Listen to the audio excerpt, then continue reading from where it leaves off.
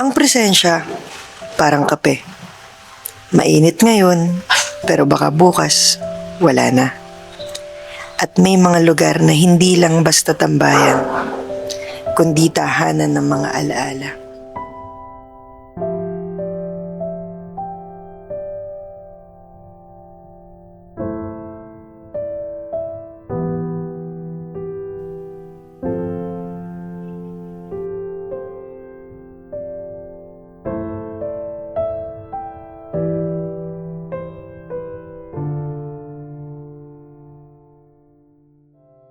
Bagong lugar, bagong ambience.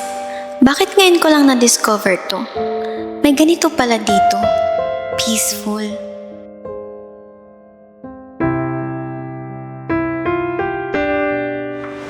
O anak, ano iniisip mo? May naalala ka ba? Di ba ang ganda dito? Oo nga po, ma. Ang tahimik. Salamat po, isnaman niyo ako dito.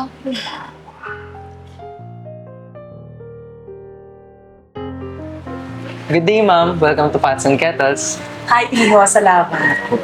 Ma'am, we have an area po with air conditioned and we also have an alfresco. Saan niyo po mas prefer? Sa alfresco na lang. Thank you. Okay po, this way po.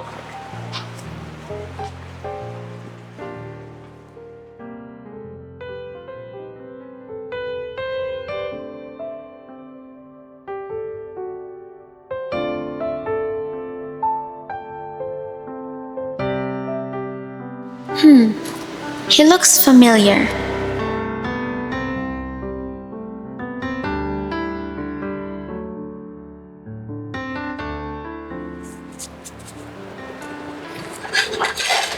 O anak, nabusog ka ba? Yes, mommy. Masarap yung food. O siya, tara na. Okay, tara na. Busog din ako eh.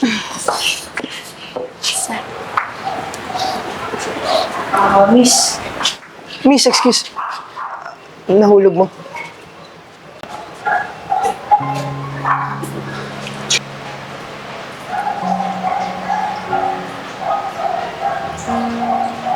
Sorry? Hindi sa akin yan. Baka nagkakamali ka. Ano, sa'yo to. Sa'yo talaga. Sige, sige na, kunin mo na.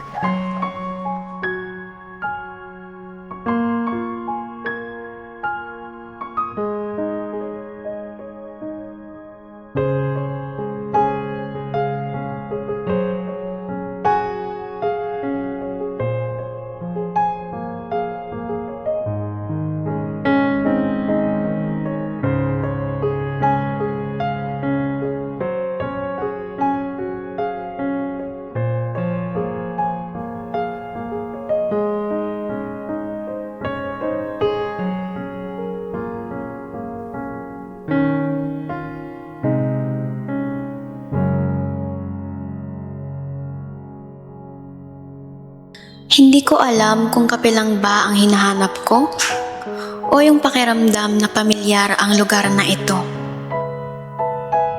Sa bawat pag-upo ko rito, parang may kasamang alaala na hindi ko mabitawan.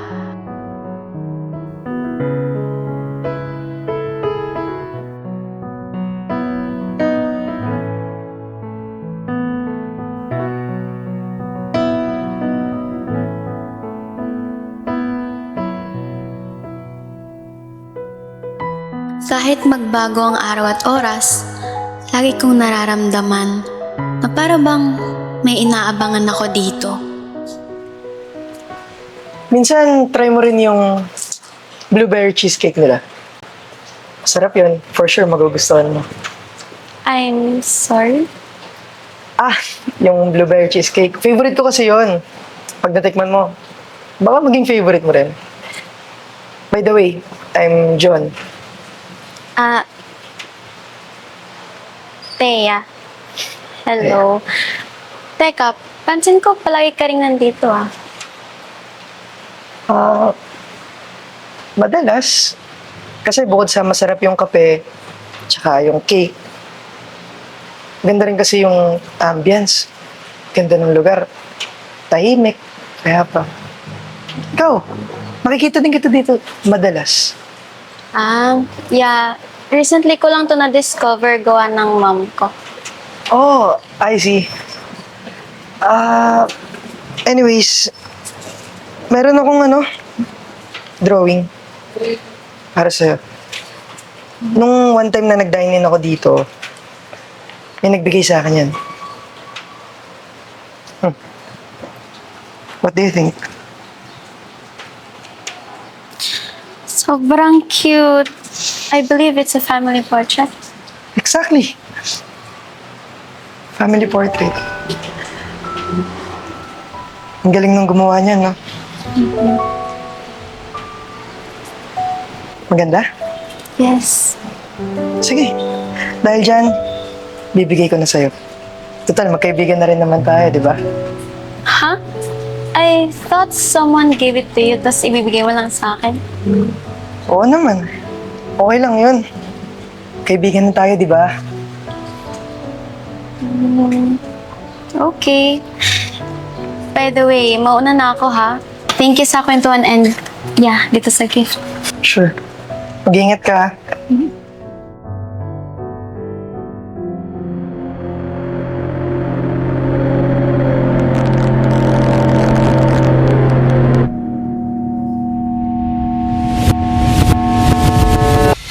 Taya, are you okay? Okay lang. Uy, Okay lang, okay lang. sumayatin na kita.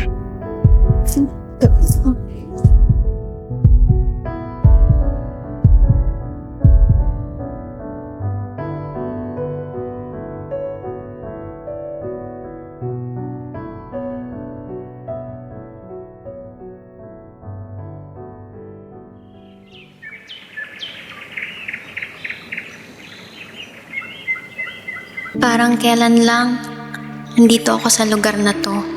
Tahimik pa rin, walang ingay.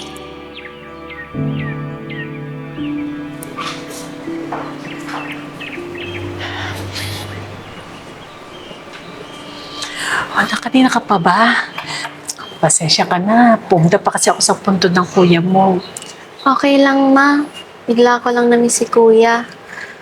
Kundi dahil sa akin, hindi siya mawawala. Pero ramdam ko pa rin na nandito pa rin siya sa lugar na to. Anak, huwag mong sisina yung sarili mo. Wala kang kasalanan sa mga nangyari. Ma'am, excuse me po. Nabanggit po kasi nung kasamahan ko na nandito ng araw po pala kayo. Tagal-tagal na rin po na magbili po pagbisita, no? Tatanong ko lang po sana kung sa inyo po.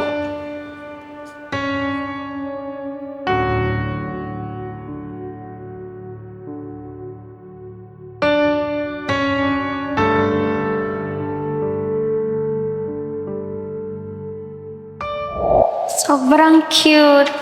I believe it's a family portrait. Anak, okay ka lang ba? Anong iniisip mo? Wala ma. May naalala lang ako na isang kaibigan sa lugar na to.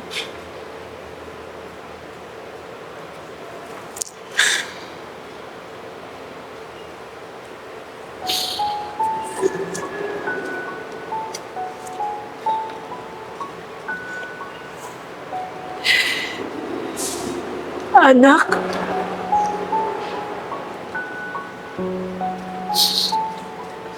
Kilala ko kung sinong nagbigay nito sa'yo.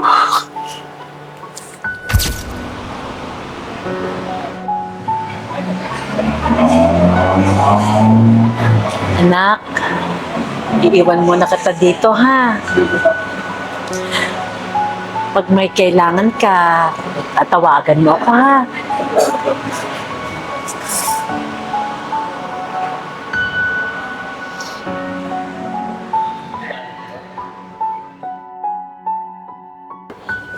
Ma. Ma. Ma. Ma, sorry ah. Ma, kasalanan ko talaga lahat eh. Hindi ko naman sinasadya, pero dahil sa akin, nangyari kita eh. Huwag mo sisihin yung sarili mo, anak. Walang may mali. Ang aksidente ay aksidente. Pero ma, kasalanan ko yun. Kung hindi ko hinayaan si Thea na mag-drive, di naman mangyayari sa kanya yun. Kasalanan ko to eh. Ako yung mali dito. Hindi, anak. Ma, Hindi mo kasalanan. Hayaan mo. Maalala din ni Thea ang lahat. Sabi ng doktor, temporary loss of memory lang yun. Lalo na hindi naman lahat ay nakalimutan niya. Gagaling din ang kapatid mo. Pero sa ngayon, doon ka muna sa tita mo, ha? Mag-iingat ka na, anak, ha? pa. Magagawin ko po lahat. Gagawin ko po lahat. Tutulungan ko po. Tulungan ko po kayo. Tutulungan ko si Thea. Ma? Ma, huwag kang magalit sa akin, ma. Hindi. Ma, sorry. Sorry, ma. Ma, sorry, ma. Anak, ang taong nagbigay sa'yo ng drawing na to ay hindi ibang tao.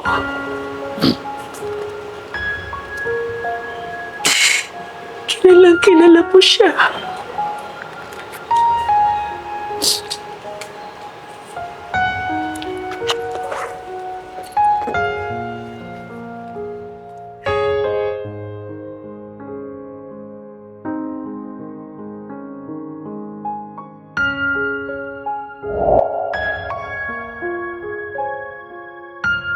Mahal na mahal ka ng kuya mo, anak.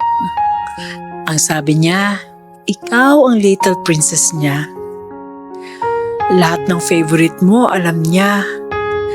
At palagi niya yung sinasabi sa akin para maibigay namin ang gusto mo at maging masaya ka. Kahit hindi ko kayo tunay na kadugo at ibinigay lang kayo sa akin, ay ipinaramdam niyo sa akin ang tunay na pamilya.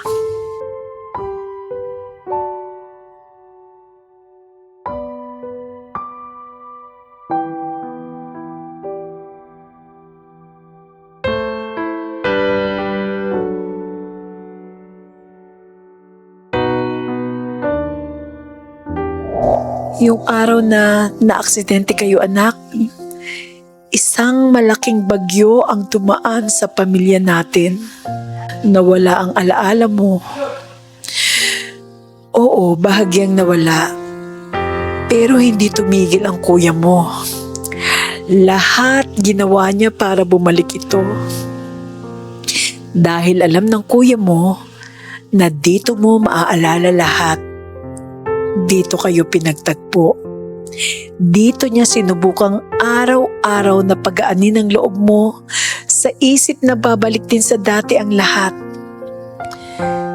Yung gabing ihahatid ka ng kuya mo, isang panibagong aksidente ang dumating. At sa pagkakataong ito, hindi na nakaligtas ang kuya mo. Sobrang sakit, anak, dahil akala ko mawawala na kayo pareho.